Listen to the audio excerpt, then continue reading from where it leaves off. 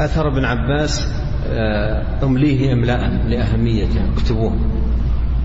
يقول ابن عباس رضي الله عنهما: يكره أن يقوم الرجل إلى الصلاة وهو كسلان. يكره أن يقوم الرجل إلى الصلاة وهو كسلان، ولكن يقوم إليها طلق الوجه عظيم الرغبة شديد الفرح، فإنه يناجي الله،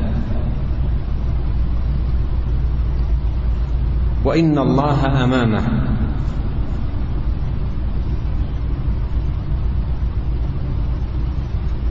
يغفر له ويجيبه إذا دعاه،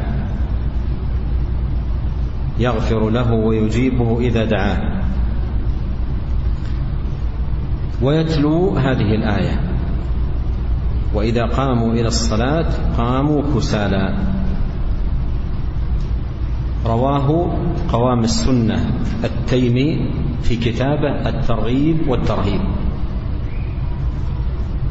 وليتنا في هذه الليلة المباركة ننشر هذا الأثر عبر الرسائل الجوال والأشياء الأخرى